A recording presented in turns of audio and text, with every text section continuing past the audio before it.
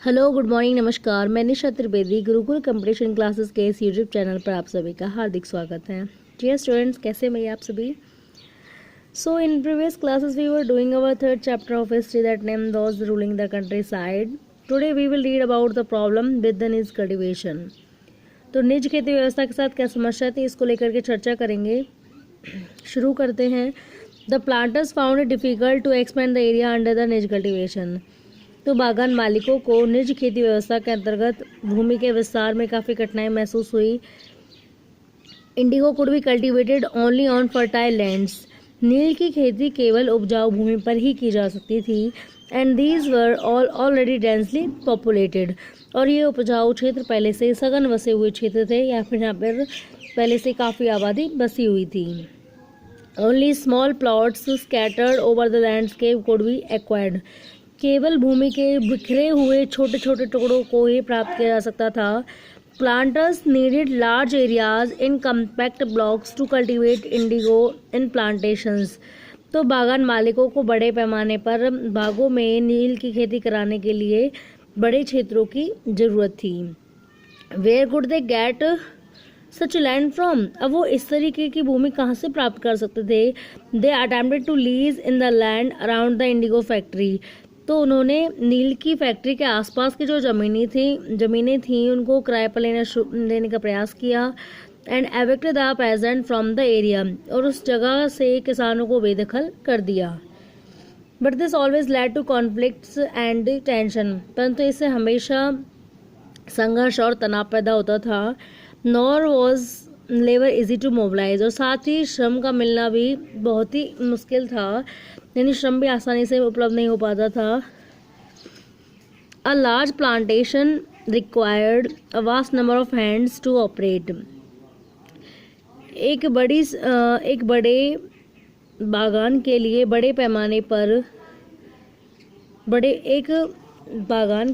बड़े पैमाने पर ऑपरेट करने वाले उस बागान का संचालन करने वाले लोगों की जरूरत होती थी। And labour was needed precisely at a time when pageants were usually busy with their rice cultivation. और ऐसे समय में लेबर बहुत ही मुश्किल से मिलती थी, क्योंकि इसी समय किसान अपनी चावल की खेती करने में व्यस्त होते थे। निज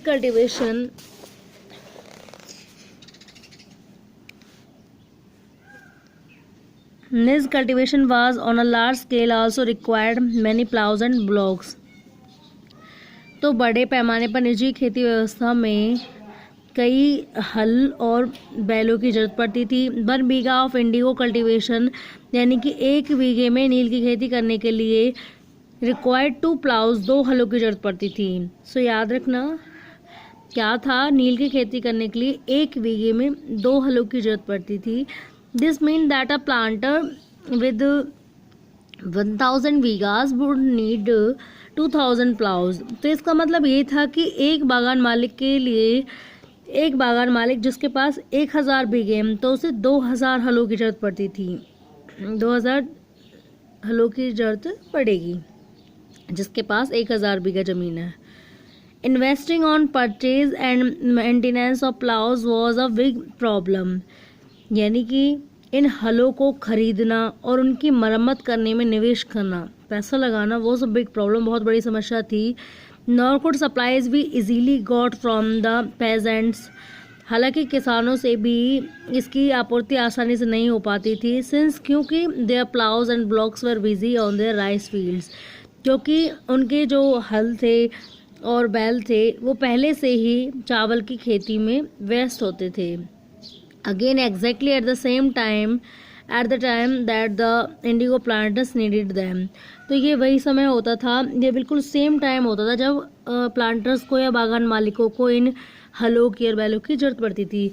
तो कहने का मतलब ये है कि जो प्लांटर्स होते थे, बागान मालिक और किसान, उनको सेम टाइम पर ही वो खेती करते थे। ठीक है, किसान करते थे चावल की खेती, जबकि बागान मालिक नील की खेती कराते थे। और नील की खेती करने के लिए भी हल और बैलों की जरूरत पड़ती थी, और चावल की खेती के लिए भी सेम इक्विपमेंट की जरूरत पड़ती थी। तो ये दोनों ही आसानी से प्रोवाइड नहीं हो पाते थे उन लोगों को। Till the late 19th century 19वीं शताब्दी के बाद तक planters were therefore reluctant to expand the area under nij cultivation. इसलिए बागान मालिक 19वीं शताब्दी के अंत तक निजी खेती व्यवस्था के अंतर्गत क्षेत्र का विस्तार करने के लिए अनिच्छुक थे। Less than 25% of the land producing Indigo was under this system. तो इस निजी खेती व्यवस्था के अंतर्गत लगभग 25% से भी कम भूमि थी जिस पर नील की खेती की जा रही थी। The rest was under an alternative mode of cultivation the raiyati system. बाकी की जितना भी प्रतिशत बचता है भूमि का उस पर क्या रैयती व्यवस्था के अंतर्गत खेती की जा रही थी।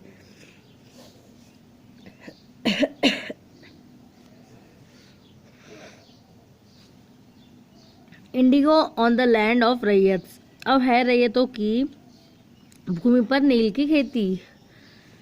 Under the raiyati system, raiyati व्यवस्था के अंतर्गत the planters force the raiyat to sign a contract an agreement या फिर सट्टा।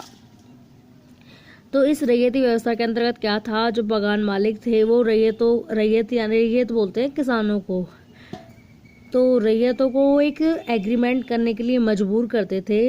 एक एग्रीमेंट कह लीजिए, हम समझौता कह लो या फिर एक तरीके से सट्टा कह लीजिए, ठीक है। तो उस पर साइन कराने के लिए, उस पर हस्ताक्षर कराने के लिए वो किसानों को मजबूर करते थे, रैयतों को मजबूर करते थे। At times they pressurise the village headman to sign the contract on behalf of the raiyats. तो कई बार तो उन्होंने जो गांव का मुखिया होता था उसके ऊपर प्रेशर डाला कि वो रैयतों की तरफ से उस कॉन्ट्रैक्ट पर साइन करे। Those who sign the contract got cash advances from the planters at low rates of interest to produce indigo। जो व्यक्ति इन कॉन्ट्रैक्ट पर साइन कर देता था उसको एडवांस में ही कैश मिलता था, नगद में पैसे मिलते थे। ये नगद में पैसे प्लांटर्स से मिलते थे, उन्हें प्लांटर्स से यानी कि बागान मालिकों से कम कीमत पर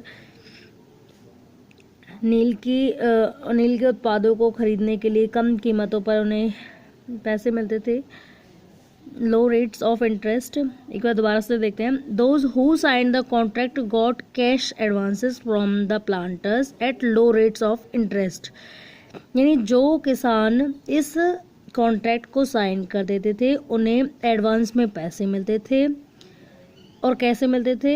लो रेट पर, ब्याज की निम्न दरों पर, बहुत ही कम दरें होती थी ब्याज की, उस दर पर उन्हें नील की खेती करने के लिए पैसे मिलते थे।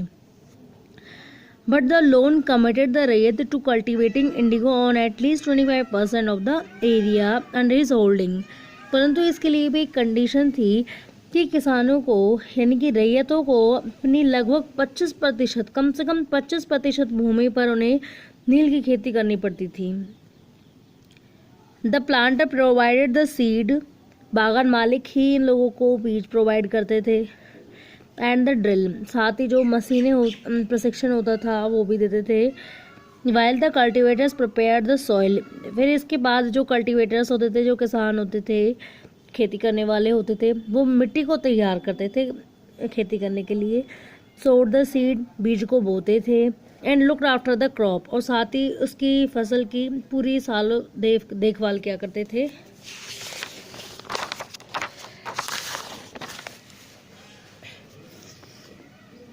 When the crop was delivered to the planter after the harvest, जब कटाई के बाद फसल को बागान मालिकों को दे दिया जाता था, a new loan was given to the रैयत। तो एक बार फिर से रैयतों को लोन दे दिया जाता था, एक नया लोन दे दिया जाता था। And the cycle started all over again, और दोबारा से यही चक्र शुरू हो जाता था। Pageants who were initially tempted by the loans, यानी किसान जो शुरुआत में इस लोन को देखकर, इस ऋण को देखकर के लालच में पड़ गए थे, परंतु शीघ्र ही उन्होंने एहसास होने लगा था how harsh the system was, कि ये जो सिस्टम था, ये जो व्यवस्था थी, वाकई में कितनी ज़्यादा निर्दयी थी उनके प्रति। The price they got for the indigo, नील की खेती के लिए जो कीमत उन्हें मिलती थी, they produce was very low, तो कीमत जो उन्हें उनके उत्पाद के लिए, उनकी नील की खेती के लिए जो मिलती थी वो बहुत ज़्यादा कम थी। And the cycle of loans never ended, और ये जो लोन देने का जो सिलसिला था वो कभी ख़त्म नहीं होना था. There was other problems too, इसके अलावा और भी बहुत सारी ऐसी समस्याएं थी. The planters usually insisted that indigo be cultivated on the best soils in which peasants prefer to cultivate rice. साथ ही जो बागान मालिक थे वो प्राय उनको मजबूर करते थे रैयतों को कि वो जो उनकी बेहतर मिट्टी है, यानी कि जो बहुत ही उपजाऊ मिट्टी है, उस पर नील की खेती उगाएं. यानी कि जिस पर वो चावल की खेती करते हैं ना, उसी भूमि पर वो किसकी खेती करें, नील की खेती करें. Indigo moreover had deep roots, क्योंकि नील के पौधे की जो जड़ें होती थी बहुत ज़्यादा गहरी होती थी. And it exhausted the soil rapidly, और ये पूरी बहुत जल्दी बहुत तीव्र गति से भूमि को क्या करती थी, एग्जॉस्टेड कर देती थी, मतलब खाली कर देती थी उसकी फर्टिलिटी को. भूमि जो नील का पौधा होता था उसकी जड़ें इतनी ज़्यादा गहरी होती थी कि वो कुछ टाइम के बाद मिट्टी की उपजाऊ शक्ति को क्षीण कर देती थी. ठीक है, ख़राब करना शुरू कर देती थी. After an indigo harvest the land could not be sown with rice. अगर एक बार किसी भूमि पर नील की खेती कर ली जाती थी तो उसके बाद वह चावल उगाने के लिए योग्य नहीं रहती थी. ठीक है, तो इसलिए जो किसान थे, रैयत जो थे, वो नील की खेती करने के प्रति अनिच्छुक थे. So thank you so much for watching this video. Please do comment, like and subscribe my channel. Thank you so much.